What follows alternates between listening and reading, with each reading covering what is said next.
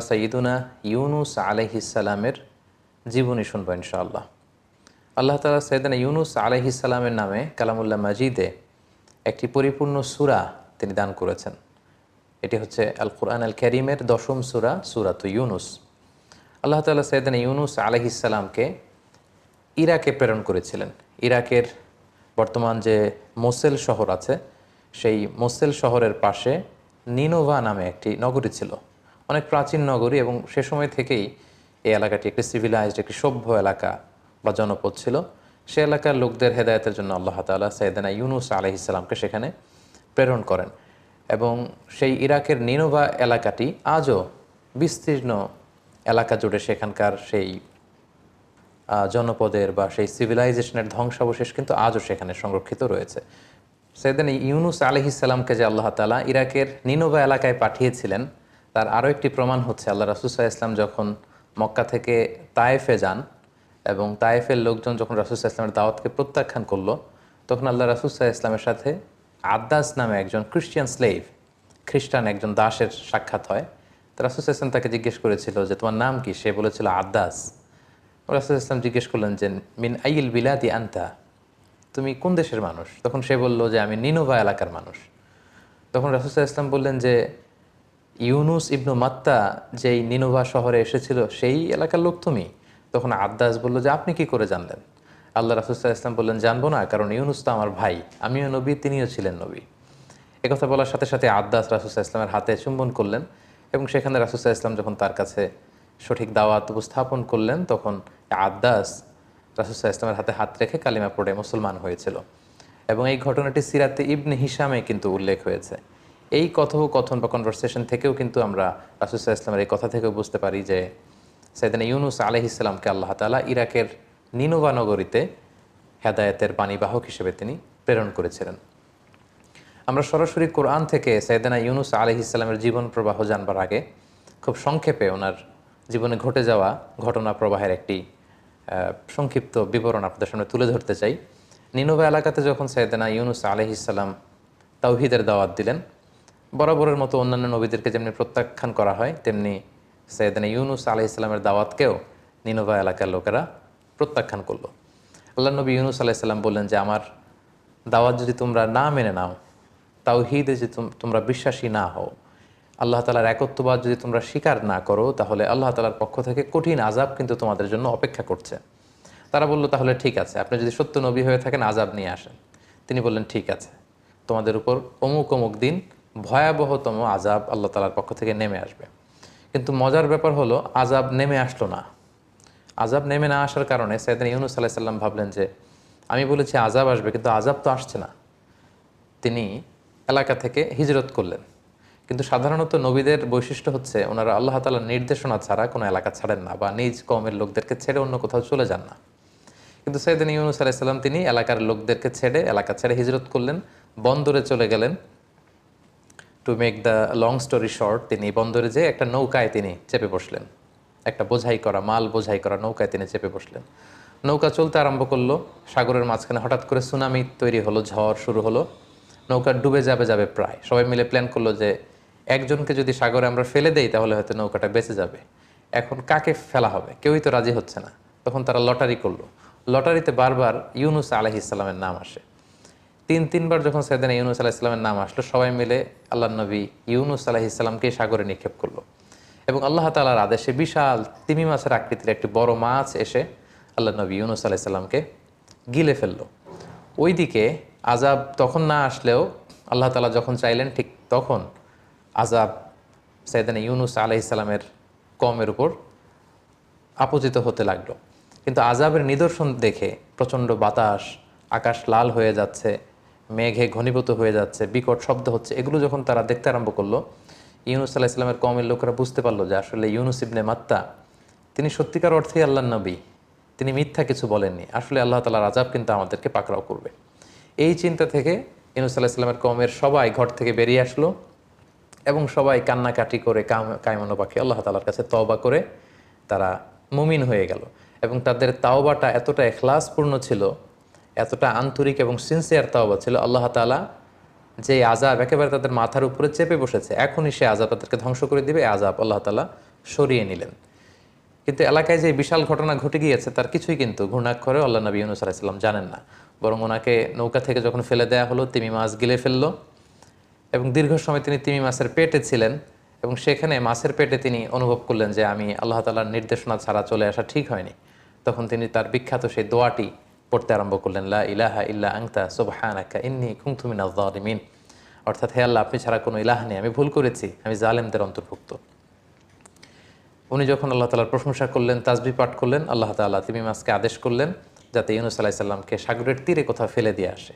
সেখানে ফেলে দিয়ে আসা হলো। সেখানে আল্লাহ তাআলা লতা, গুল্মলতা, গাছপালা তৈরি করলেন। ইউনূস আলাইহিস সালাম সেখান থেকে সুস্থ হয়ে আবার এলাকায় ফিরে আসলেন এবং ওনার হাতে হাত রেখে ওনার সব উম্মত, ওই এলাকার সব লোক আল্লাহ নবী ইউনূস আলাইহিস সালামের কাছে ঈমান এনে তারা মুসলিম হয়ে গেল। এটি ছিল খুব সংক্ষেপে আল্লাহ নবী ইউনূস আলাইহিস সালামের ঘটনা। এবার আমরা সরাসরি কালামুল্লাহ মাজিদ থেকে সাইয়েদনা ইউনূস আলাইহিস সালামের ঘটনা প্রবাহগুলো শুনবার চেষ্টা করব। সূরাতুস সাফফাতে আল্লাহ তাআলা ইরশাদ করছেন, ওয়া ইন্না ইউনূস মিনাল মুরসালিন। ইউনূস হচ্ছে রাসূলদের অন্তর্ভুক্ত। ইয আবাকা ইলাল ফুলকিল মাশহুন। স্মরণ করুন সে সময়ের কথা যখন সে বোঝাই করা একটা জাহাজের দিকে চলে গেল ইউনূস আলাইহিস সালাম। এখানে আল্লাহ তাআলা আবাকা শব্দটা ব্যবহার করেছেন। আবাকা বলা হয় কোনো দাস যখন তার মনিবের কাছে না বলে, মনিবের কাজ না করে পালিয়ে চলে যায়, সেটাকে আরবিতে আবাকা বলে। তাহলে আল্লাহ তাআলা কেমন যেন একটু ভর্ৎসনার সুরেই এখানে ব্যবহার করতে চাইছেন যে আমার নির্দেশনা ছাড়া, আমাকে না জানিয়ে, আমি বলার আগেই ইউনূস বোঝাই করা নৌকায় যে আরোহণ করলো। ফাসাহামা ফাকানা মিনাল মুদহাদিন। এবং সেখানে আমরা জানি যে লটারি করা হলো।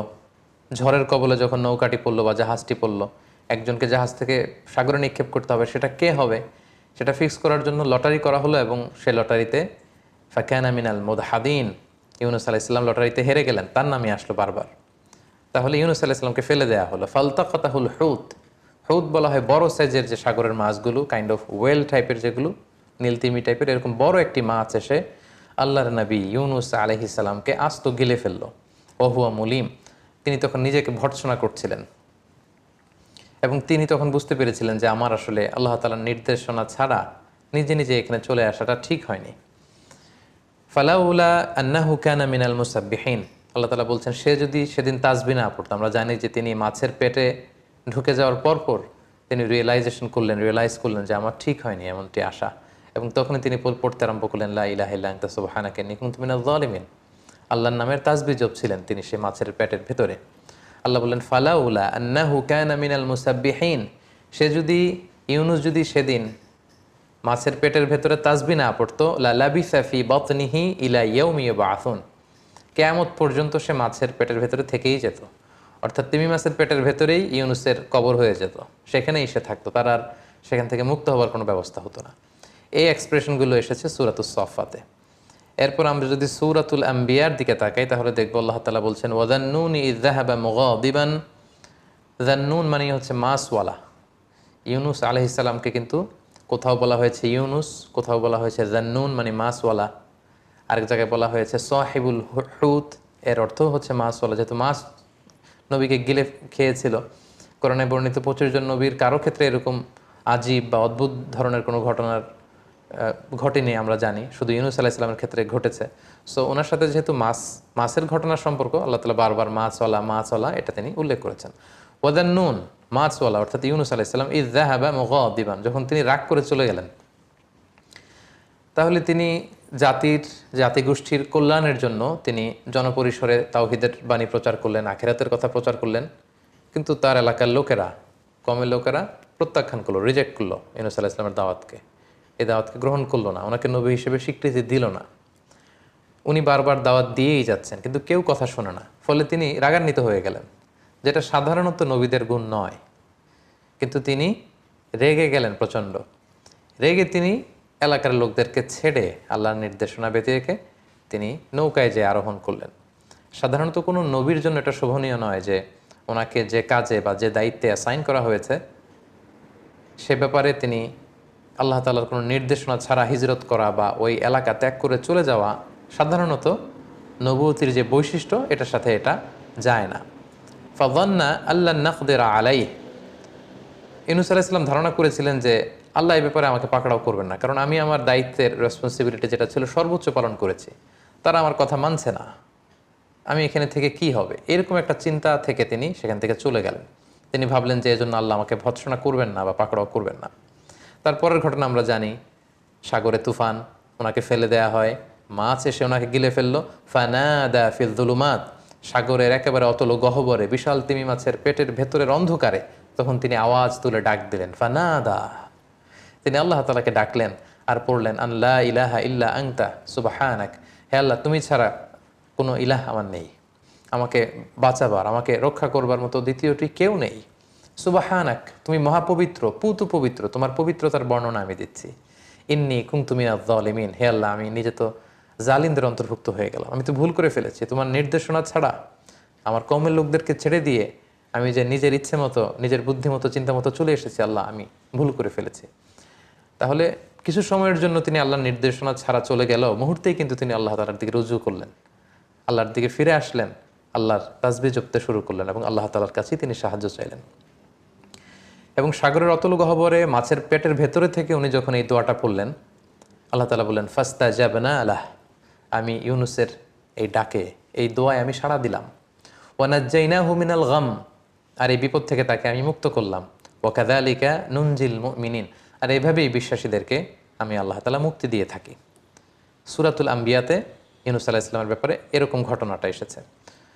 সূরাতু ইউনুসের ৯৮ নম্বর আয়াতে আল্লাহ তাআলা বলছেন, ফালাউলা কানাত ক্বরিয়াতুন আমানাত ফানাফাআহা ঈমানুহা ইল্লা কওমা ইউনুস, অর্থাৎ পৃথিবীতে এরকম কোনো জাতির ক্ষেত্রে ঘটেনি যে আযাব দেখার পরে তারা ঈমান আনতে শুরু করেছে আর তাদের ঈমান কাজে এসেছে, আল্লাহ আযাব সরিয়ে নিয়েছে। এরকম ঘটনা গোটা বিশ্বের ইতিহাসে বিরল, শুধুমাত্র কেবলমাত্র ইউনুস আলাইহিস সালামের ক্ষেত্রে এটা ঘটেছে।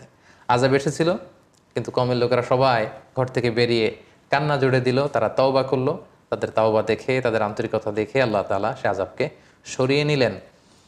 লাম্মা আমানু, তারা যখন ঈমান আনলো, আল্লাহ বললেন, কাশাফনা আনহুম আযাবাল খিজি ফিল হায়াতিদ দুনিয়া, এই দুনিয়ার জীবনের যে লাঞ্ছনাকর আযাব বা শাস্তি, এটা আমি সরিয়ে নিলাম।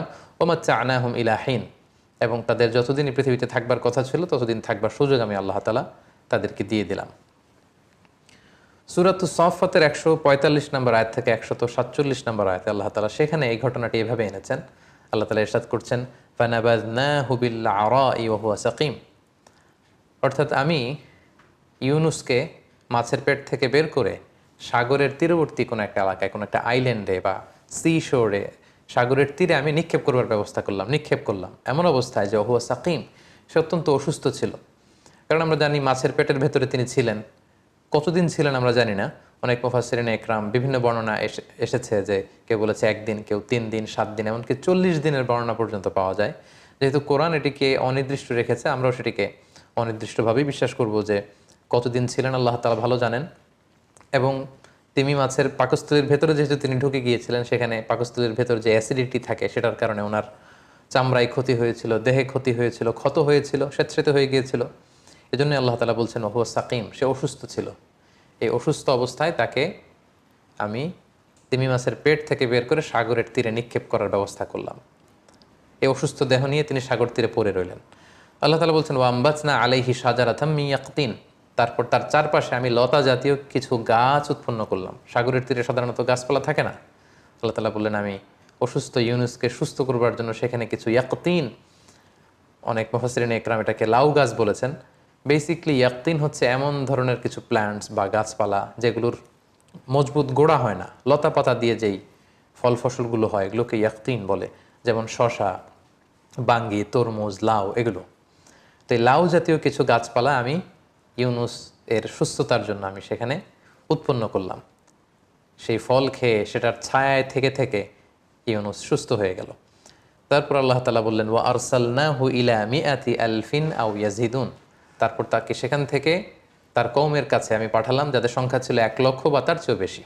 ফাআমানু, এবং নবীকে দেখে তারা সবাই ঈমান আনলো। সুবহানাল্লাহি ওয়া বিহামদিহি। ফামাত্তা'নাহুম ইলা হিন, এবং একটা নির্দিষ্ট সার্টেন পিরিয়ড পর্যন্ত ইউনুস আলাইহিস সালামের কওমের লোকদেরকে পৃথিবীতে বসবাসের সুযোগ আমি আল্লাহ তাআলা করে দিলাম। তাহলে সম্মানিত সুধী, এই ছিল কোরআনের ধারা বর্ণনায় সাইয়েদনা ইউনুস আলাইহিস সালামের জীবনী। এবার আমরা সরাসরি ওনার জীবনী থেকে কি কি লাইফ লেসন আমরা নিতে পারি সেদিকে চলে যাব। প্রথম যে লাইফ লেসনটি আমরা ইউনুস আলাইহিস সালামের জীবনী থেকে নিতে পারি সেটা হচ্ছে রেগে যাওয়া থেকে আমাদেরকে সাবধানে থাকতে হবে। কারণ ইউনুস আলাইহিস সালাম দাওয়াত দিতে দিতে যখন দেখলেন যে কেউ তার কথা শুনে না, উনি রেগে গেলেন। আমরা প্রায় বলি যে রেগে গেলেন তো হেরে গেলেন। ইযযাহাবা মুগাদিবান, যখন ইউনুস রেগে মেগে এলাকার লোকদের ছেড়ে হিজরতে চলে গেল আমার নির্দেশনা ছাড়া। এবং এটাকে আল্লাহ তাআলা নেগেটিভলি এখানে আয়াতে উপস্থাপন করেছেন। তার মানে আল্লাহ তাআলা বোঝাতে চাইলেন যে ইউনুসের এটা ঠিক হয়নি। তার মানে আমরা রাগ করে সাধারণত যে ডিসিশনগুলো নেই এগুলো সাধারণত ঠিক হয় না। এবং আমি প্রায়ই বলি যে রাগ হচ্ছে ঝড়ের মতো। ঝড় যেমনি এক পাশ থেকে এসে সব কিছু ভেঙে চুরে লন্ড ভণ্ড করে তছনছ করে দিয়ে আরেক পাশ দিয়ে চলে যায়, রাগও এরকম।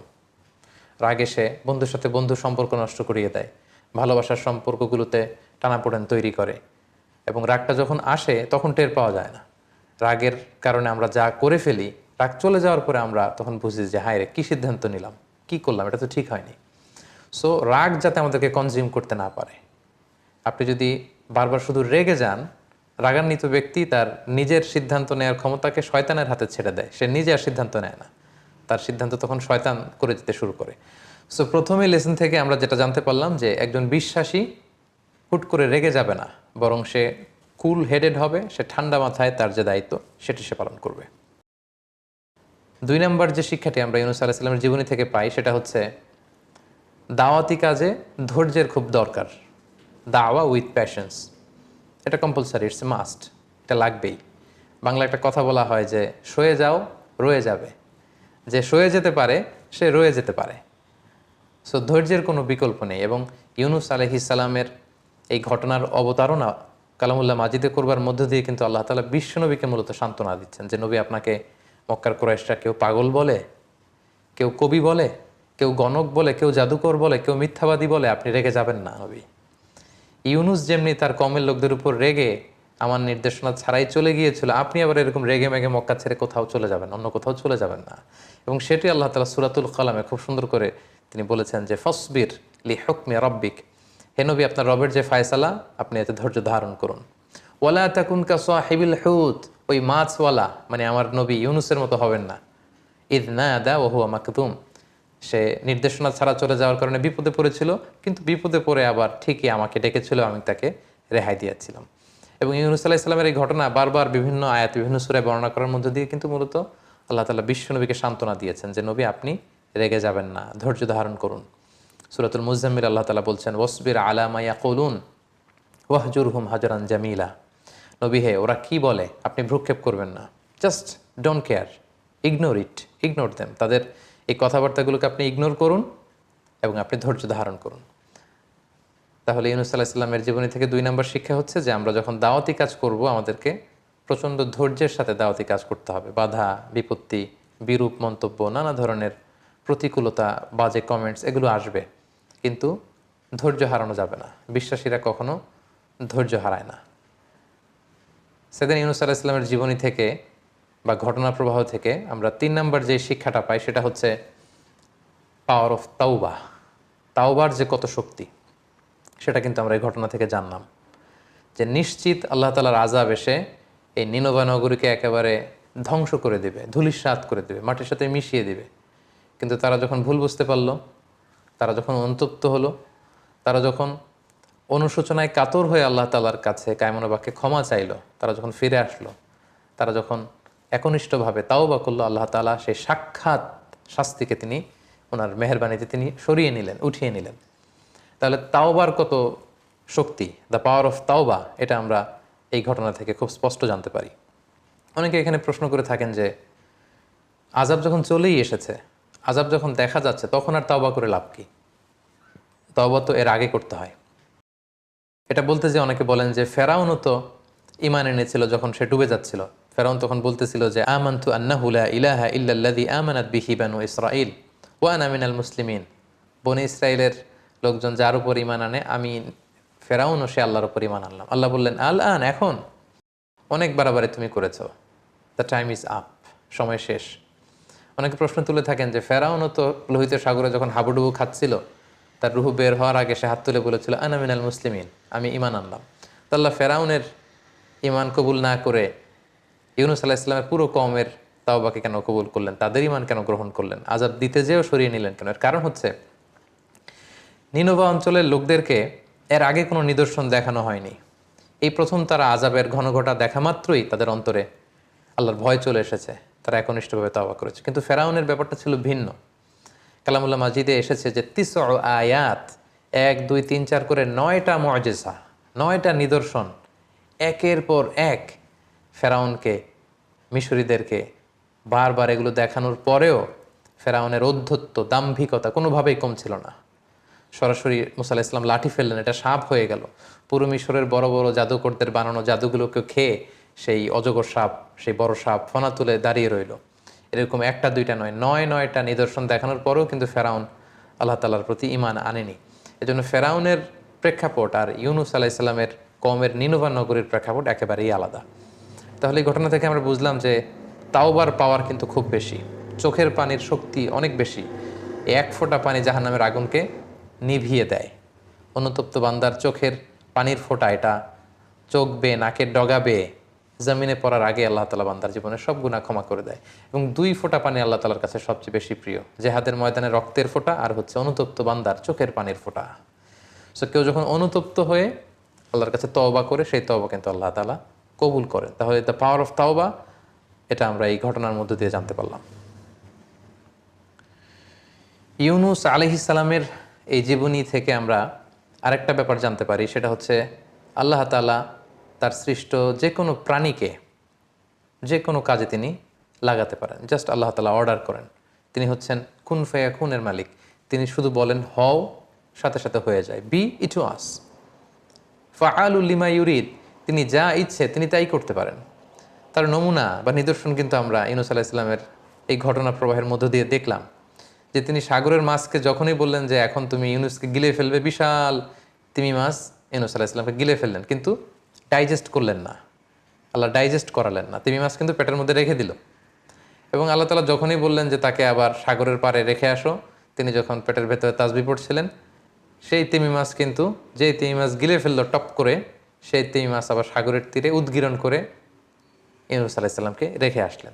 তাহলে আমরা দেখলাম যে যেই প্রাণীকে আল্লাহ তাআলার প্ল্যান অনুযায়ী আল্লাহ যখন কাজে লাগাতে চান, সেটা কিন্তু আল্লাহ তাআলা লাগিয়ে থাকেন। আমরা দেখেছি যে আবাবিল, মানে ঝাঁকে ঝাঁকে পাখি দিয়ে তিনি আব্রাহার বাহিনীকে ধ্বংস করেছেন। যে আব্রাহা আল্লাহর ঘর কাবাকে ধ্বংস করতে এসেছিল, তাদেরকে ধ্বংস করার জন্য আল্লাহ পাখির ফোর্স, বার্ড ফোর্সকে কাজে লাগালেন। ওয়া আরসালা আলাইহিম তৈরন আবাবিল, ঝাঁকে ঝাঁকে কোত্থেকে যেই পাখির ঝাঁক এসে, পাখির 2 পায়ে 2টি আর চঞ্চুতে ঠোঁটে 1টি করে পাথর ঝাঁকে ঝাঁকে আব্রাহার সৈন্যবাহিনীর উপর পাথর মেরে তাদেরকে একেবারে কাসফি মাকুল, খেয়ে ফেলা তৃণভূষির মতো বানিয়ে দিল।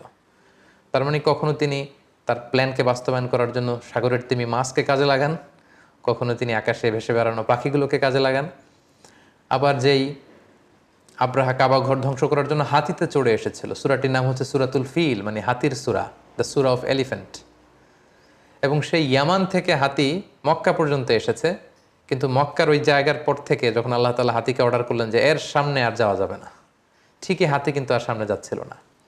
আব্রাহার বাহিনী হাতিকে পেটাচ্ছিল, অর্ডার করছিল, ফোর্স করছিল, কিন্তু হাতি কিন্তু সামনে যাচ্ছিল না। এর মানে হচ্ছে আল্লাহ তাআলা তার সৃষ্ট জীবদের মধ্যে থেকে যাকে যখন যেই ব্যাপারে অর্ডার করেন, তারা সেগুলো পালন করতে বাধ্য। তাওআন আও কারাহা, ইচ্ছায় হোক অনিচ্ছায় হোক, তারা করতে সেটা বাধ্য। এবং ইউনূস আলাইহিস সালামের মাছের পেটে কি করে তিনি বেঁচেছিলেন, কিভাবে এটা সম্ভব, এটা নিয়ে প্রশ্ন তুলে থাকেন। সেক্ষেত্রে আমরা একটি ঘটনাকে উল্লেখ করতে পারি, যেটি পশ্চিমা বিশ্বের বিভিন্ন জাতীয় দৈনিকে এসেছে। আমরা আমাদের ডেসক্রিপশন বক্সে সেই ঘটনার লিঙ্ক শেয়ার করে দিব। জেমস বার্টলি নামে একজন নাবিক ছিল। সে তার বাকি 2 জন বন্ধুর সাথে একবার ফকল্যান্ড আইল্যান্ডে, সাউথ আটলান্টিকের পাশে, তারা বড় মাছ শিকার করতে গিয়েছিল। সেখানে এক তিমির সাথে তাদের কনফ্লিক্ট হয়। ওই তিমিকে তারা হত্যা করতে চায় এবং আহত করে ফেলে, এবং এক পর্যায়ে এই জেমস বার্টলি নামক লোককে ওই তিমিটা খেয়ে ফেলে। তো আহত হয়ে যাওয়ার কারণে কিছু সময় পরে ওই তিমিটা যখন মরে সাগরে ভেসে ওঠে, তখন তারা সেটাকে জাহাজের উপর উঠিয়ে ওটার পেট কেটে এই জেমস বার্টলিকে 36 ঘন্টা পর বের করে, এবং সে জীবিত সেখান থেকে বের হয়। তো পৃথিবীতেও কিন্তু এরকম অদ্ভুত আজীব ঘটনা এটা ঘটেছে। আর সেক্ষেত্রে ইউনুস আলাইহিস সালাম ছিলেন আল্লাহ তাআলার একজন নবী, এবং কোরআনে বর্ণিত 25 জন নবীর মধ্যে থেকে একজন নবী, এবং সেক্ষেত্রে আল্লাহ তাআলা এটা করতেই পারেন। এবং আল্লাহ তাআলা তার সৃষ্টির মধ্যে থেকে যাকে যখন যেটা অর্ডার করেন, সেই প্রাণীকুল, সেই মৎস্যকুল, সেই পক্ষীকুল, তারা সেগুলো পালন করতে বাধ্য। সাইয়েদনা ইউনুস আলাইহিস সালামের জীবনী থেকে সর্বশেষ যেই লেসনটা আমরা পাই, সেটা হচ্ছে পাওয়ার অফ দোয়া। দোয়ার যে কত শক্তি, ইটস লাইক এ মিজাইল। এটা মিজাইল ক্ষেপণাস্ত্রের মতো। আমি প্রায় বলি যে দোয়াটা হচ্ছে একটা শিল্প, এটা করতে জানতে হয়। কিভাবে আল্লাহর কাছে চাইতে হবে, কেমন করে চাইতে হবে, কোন প্রসেসে চাইতে হবে, এই প্রক্রিয়াটা, এই মেকানিজমটা জানতে হয়। এবং এটা যে কতটা পাওয়ারফুল, আমরা সাইয়েদনা ইউনুস আলাইহিস সালামের এই ঘটনা থেকে আমরা জেনেছি যে আল্লাহ তাআলা সরাসরি বলছেন, ফালাউলা আন্নাহু কানা মিনাল মুসাব্বিহিন। ইউনুস যদি তাসবিহ না পড়তো মাছের পেটে, তাহলে সেখানে ইউনুস শেষ হয়ে যেত। লালাবিসা ফি বাতনিহি ইলা ইয়াউমি ইউবআসুন। কিয়ামত পর্যন্ত ইউনুস সেই মাছের পেটেই থাকতো, মাছের খাদ্য হয়ে যেত। ওটাই হতো সলিল সমাধি, ওটাই হতো ইউনুসের কবর। কিন্তু সেই বিপদের মুহূর্তে যখন আল্লাহ নবী ইউনুস আলাইহিস সালাম আল্লাহর তাসবিহ পড়ছিলেন, আল্লাহর গুণগান সেখানে গাইলেন এবং আল্লাহর কাছে তিনি কায়মনোবাক্যে দোয়া করলেন, ঠিক সেই মুহূর্তে আল্লাহ তাআলার সাহায্য কিন্তু সেখানে পৌঁছেছে। এবং এই দোয়াটি দোয়ায়ে ইউনুস নামে পরিচিত, যেটি আল্লাহ রাসূল সাল্লাল্লাহু আলাইহি ওয়াসাল্লাম সুনানে তিরমিজির বর্ণনায় তিনি উল্লেখ করেছেন যে দাওয়াতু যিন্নুন। যিন্নুন মানে হচ্ছে মাছওয়ালা, অর্থাৎ ইউনুস আলাইহিস সালামের দোয়া।